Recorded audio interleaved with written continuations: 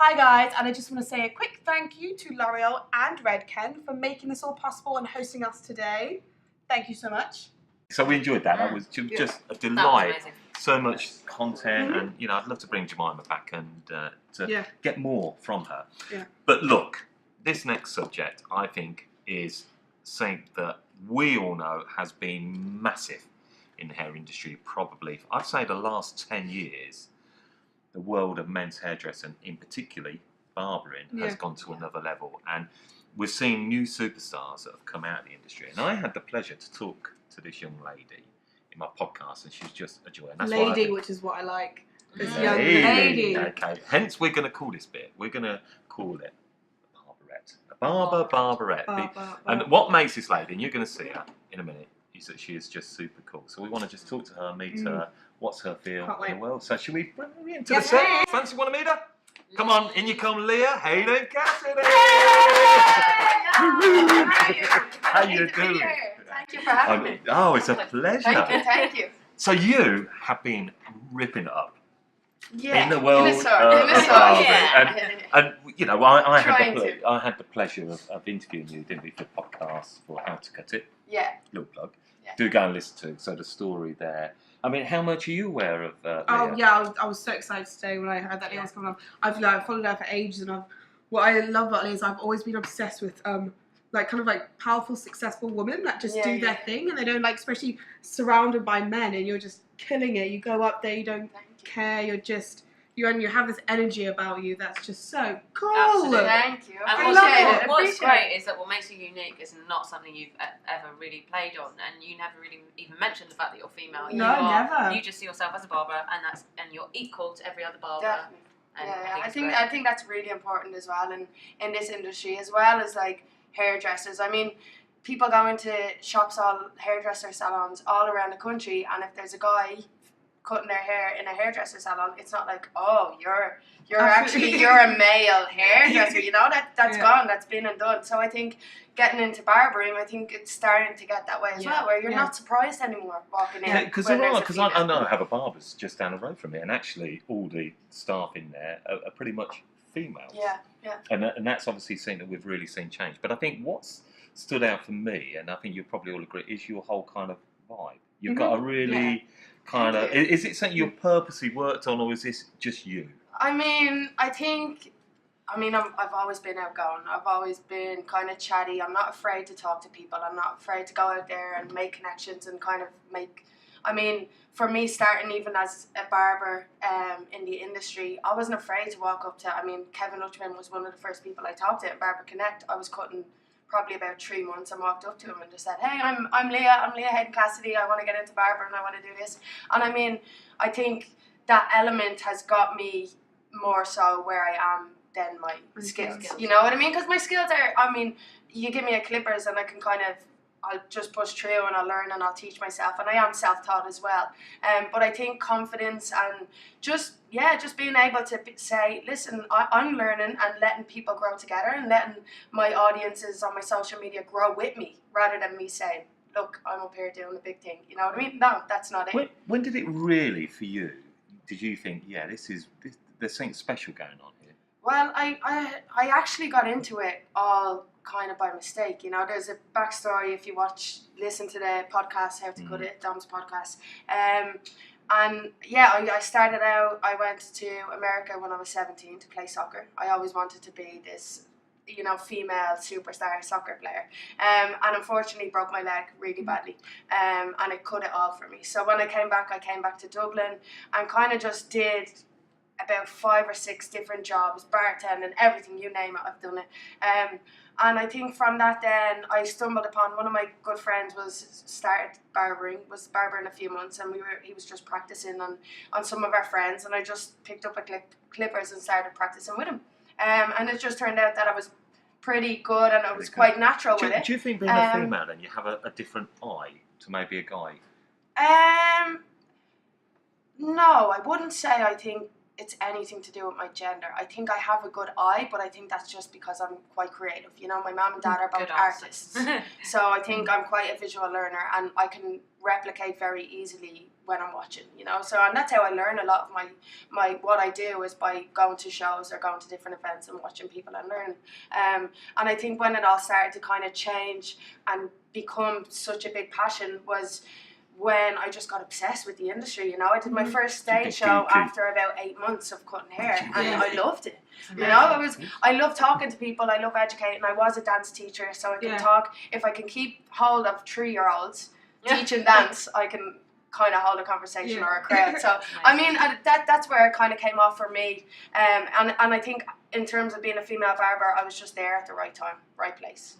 And I was the one willing to get on stage, you know. Like there's a lot of amazing female barbers out there, but I just think it's again just down to confidence and just being comfortable and being comfortable in the unknown as well of not knowing. You've made a great success for yourself and so quickly, fast tracked everything.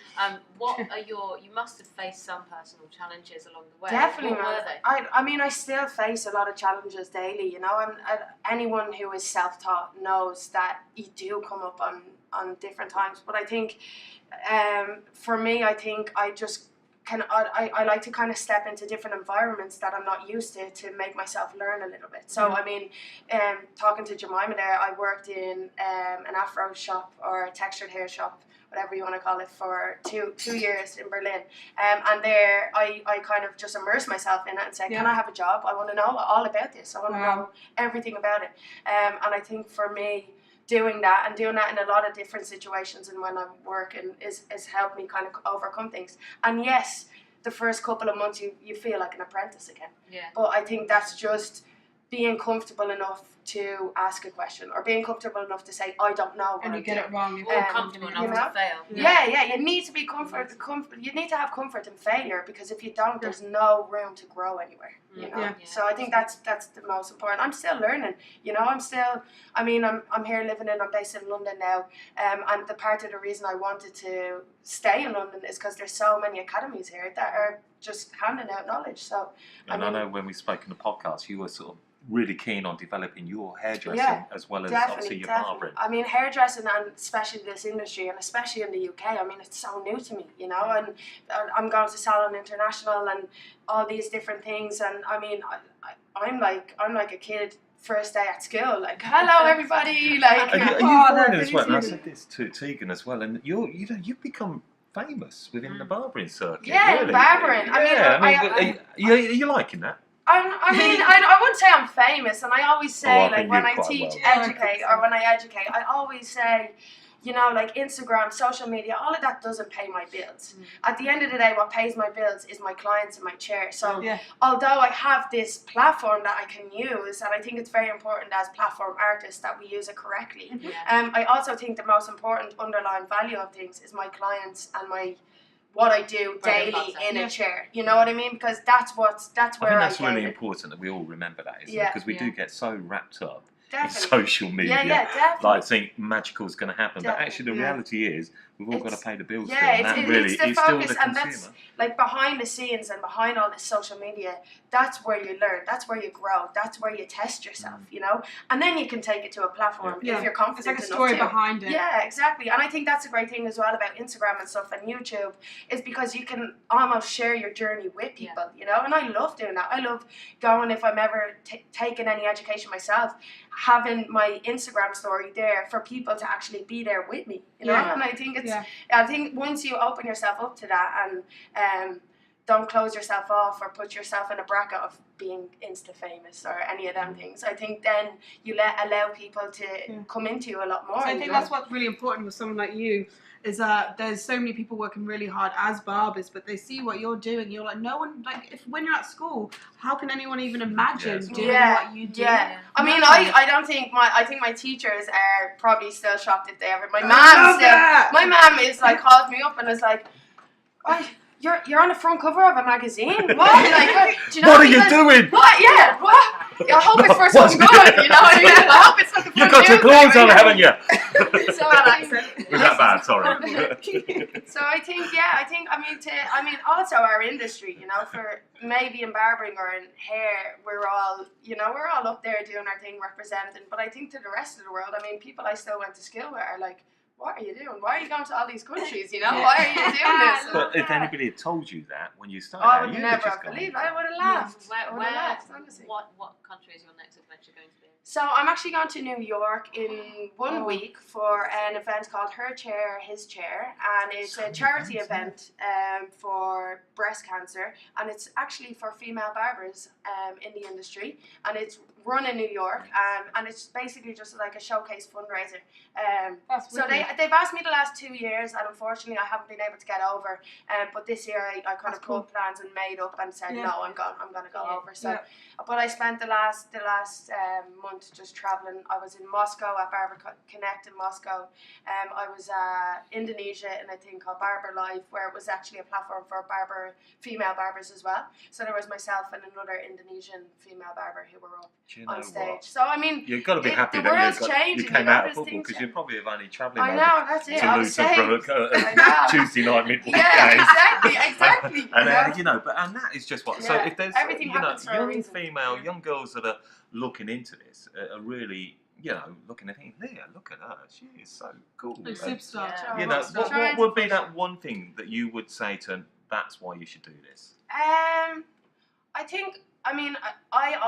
The reason I kind of came upon this and why I do fast-pace everything and do everything and put myself out there is because when I broke my leg, I realised that you cannot plan anything other than a week in advance. You know, you can make these plans, but in terms of a lifetime, this is what I'm going to do forever. We don't know what we're going to be able to. We don't know what circumstances are going to happen, what hurdles are going to happen. So I think it's very important to just take opportunities when they come.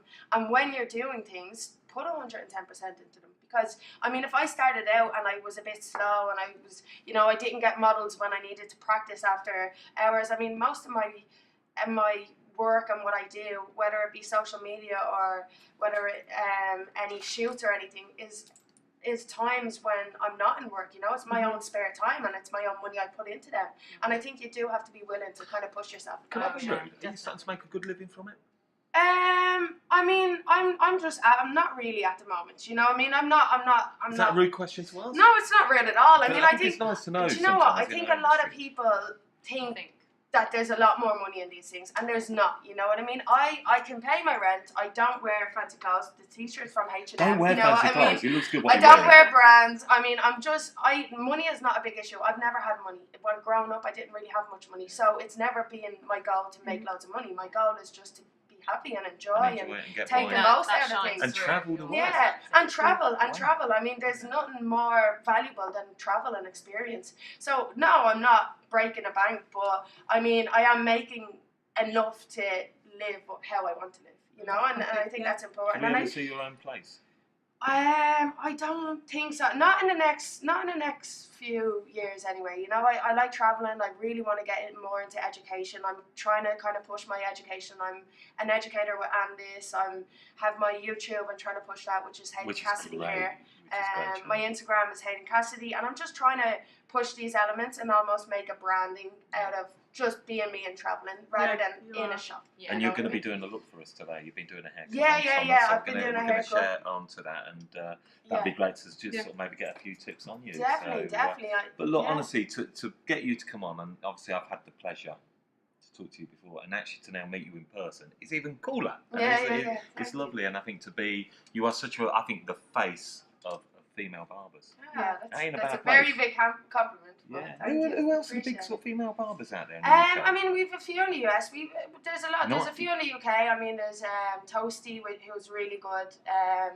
And then there's so many. There's so many more. Off the top of my head, there's too many to mention. But there's again in America as well. They're really pushing the female barbers. So again, touched on what I said earlier. Gender, I don't like to play on it too much, but I think this industry male grooming needs to change a little bit, and barbering and that old school no girls allowed in a shop thing like that. You know what I mean? Why don't Let's you move like on to from play that. on the gender thing? What is it? Are you uncomfortable with that? I'm not uncomfortable about it. I think I'm just too comfortable being around males or females. I've played football all my life, you know what I mean? So even on a football team when I was 12 years old and I was the only girl on it, I didn't know I was the only girl. I was just a teammate, you know what I mean? And I think for me, it was never an issue for me. You know what I mean? It was never something that I never made it an issue. There is people out there who have issues about it, and it's because they're making a deal about it. Whereas I'm just. I suppose if you're looking for equality, you have to be equal in the Yeah, sense. you're normalising exactly. something that's not whatever. Exactly. Yeah. I've got a juicy question for you. You should. If you were Harry Potter and you had love Harry Potter. Juicy. I love Harry Potter. So good, I because can I see was Harry worried you'd be Potter. like, Yeah. "Hey." And you had a magic wand. Yeah. What skill would you choose to have? what skill? As Anything in in the anything world. or anything in Could the be industry? hairdressing. It could be industry related. It could be anything in the world. Wow.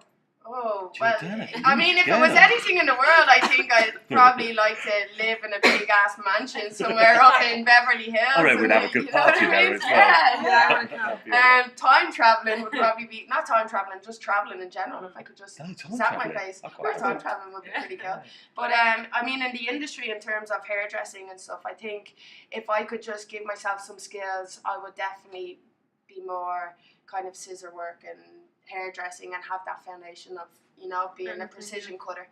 Because I think to merge the gap between, I mean, trends nowadays in barbering, they're moving on from that old school clipper over Where are we comb going and then? I things. didn't want to go too much into that. I think we're definitely starting to see a massive influence of men's hairdressing, not barbering anymore. It's men's hairdressing, and you have the likes of Kevin Luchman, who's killing it, Jodie Taylor, so many amazing people who are just on point with this whole merge of the industries. And I think it's too separated at the moment. It's so fashion-led, And isn't it? at the end of the day, men's hair, women's hair, or black or afro hair, it's all hair, and I think we need to. It gets too tribal, doesn't it? And actually, it is hair. It is. I mean, hence what name of the show. It's the Hair Show. The Hair because Show, at the end of the exactly. day, that's what And we're it's all so dealing nice with, to isn't it? see, like, I mean, different elements coming on. And I mean, sitting here, I've learned a lot from even the previous people we've had on set and stuff. So yeah, it's been amazing. It has been absolutely fabulous. So